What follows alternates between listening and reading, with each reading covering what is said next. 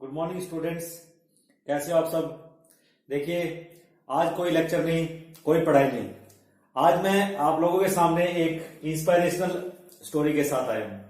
देखिए, आप सभी ने इस स्टोरी को बड़े ध्यान से सुनना है और इसके अंदर जो भी उपदेश या जो भी हमारे लिए जो क्राइटेरिया इस स्टोरी के माध्यम से आप तक जाएगा, जो भी मैं चीज आप तक पहुंचाना चाहता हूं, जो भी संदेश मेरा आप तक मैं पहुंचाना चाहता हूं, उसको समझने की कोशिश सभी ने करनी है। देखिए, ये जो स्टोरी मैं आपको सुनाने जा रहा हूं, ये एक ऐसी स्टोरी है जो लगभग कईयों ने सुन भी रखी होगी, लेकिन सबसे पहले मैं आपको स्टोरी सुनाऊंगा और फिर उस स्टोरी से हमें क्या शिक्षा मिलती है और क्या मेरा संदेश आप लोगों को होगा वो मैं आपको दूंगा। देखिए, बड़ी छोटी सी स्टोरी है। एक बार क्या होता है कि एक इंसान को एक घने गहरे जंगल से होके गुजरना होता है। बहुत ही घना जंगल होता है। अब उसके पास जाने के लिए, उस जंगल से गुजरने के लिए एक गधा भी होता है।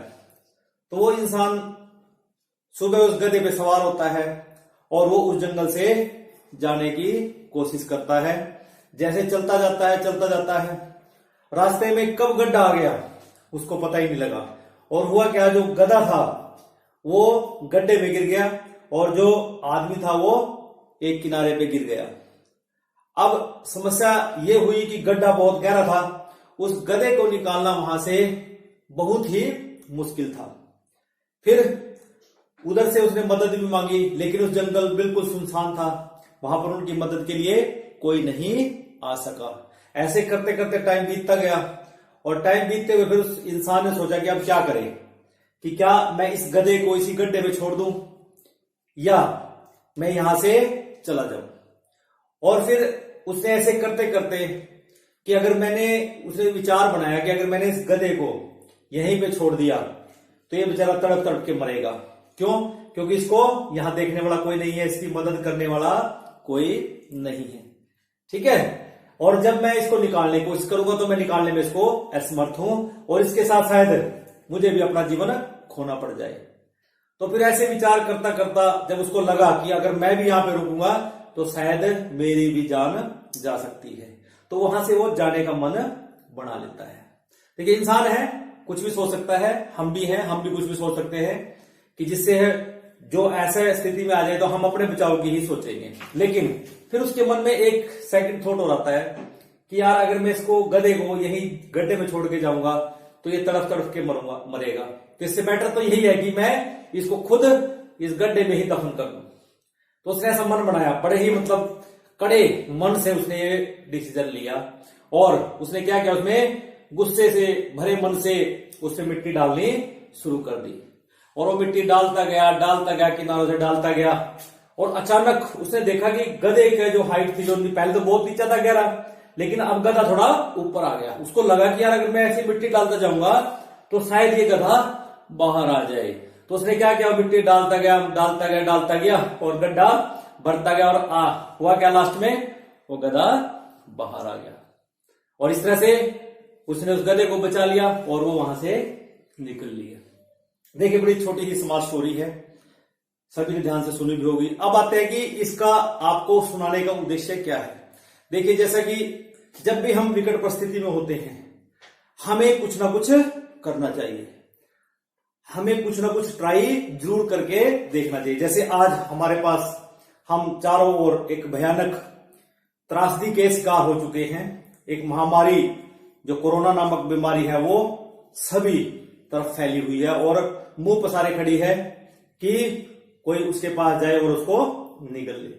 लेकिन मेरा आप लोगों से अनुरोध है कि हमें यहां से शिक्षा लेनी चाहिए कि बाहर की परिस्थितियां चाहे हमारे पास कैसी भी हैं, हमें उसके साथ फाइट करना है और फाइट करते हुए अपने मन में यह विचार बनाना है कि हमें अपना कुछ ना कुछ तो करते रहना चाहिए। अब जैसे इस महामारी में हम लोग स्कूल नहीं जा पा रहे हैं और स्कूल नहीं जा पा रहे हैं तो स्कूल प्रशासन ने क्या किया हुआ है, हमारे लिए ऑनलाइन क्लासेस सबके लिए रखी हुई हैं। पेरेंट्स की हमेशा शिकायत रहती है कि इससे कोई फायदा नहीं है, लेकिन हम उस खाई को भरने की कोशिश कर रहे हैं कि जो खाई अब खुद चुकी है। जैसे वो गधा उस खाई में पड़ा हुआ था और वो धीरे धीरे करके वही दम तोड़ देता। अगर उस इंसान ने वहां पर कोशिश नहीं की होती तो शायद वो जो गधा था वो वहीं पे मर जाता। लेकिन हम लोग इस महामारी के कारण जो एक खाई बनी है एजुकेशन को लेके, हमारा जो स्कूल प्रशासन है, हमारे जो प्रिंसिपल साहब हैं राजेश जी, हमारे जो मैनेजर साहब हैं अनिल जी, हमारे जो डायरेक्टर सर हैं अजय जी, वो भरसक प्रयास कर रहे हैं, टीचर्स को निर्देश दे रहे हैं कि किस तरह से इस खाई को भरा जाए, किस तरह से जो बच्चों को अच्छी तरह से इंटरेस्टिंग बना के लेक्चर्स दिए जाए, ताकि ये जो गैप हमारे बीच में हमारे एजुकेशन में आएगा इसको हम पूरा कर सके। क्योंकि बच्चों अगर हम कुछ नहीं करेंगे तो ये जो खाई है बेटे कभी भी नहीं भरी जा सकेगी। इसलिए मेरी सबसे रिक्वेस्ट है, माता पिता से खासकर रिक्वेस्ट है कि वो बच्चों को मोटिवेट करें और इस विपत्ति के दौर में अपने बच्चों को कुछ ना कुछ करवाते रहें, ताकि वो खाली ना बैठे। ये जो एजुकेशन का गैप बढ़ता जा रहा है, गड्ढा बढ़ता जा रहा है, इसको फिल करने की कोशिश करें। जो वर्क दिया जा रहा है उसको डेली करते रहें तो शायद हम उस खाई को भर पाए। देखिए बस इतना सा ही संदेश मेरा सबसे है, माता पिता से है, बच्चों से है कि जो भी गृह कार्य आपको दिया जाता है उसको अच्छे ढंग से करते जाए। हम भरसक प्रयास कर रहे हैं अपनी तरफ से, बस यही मेरा संदेश। जय हिंद, जय भारत।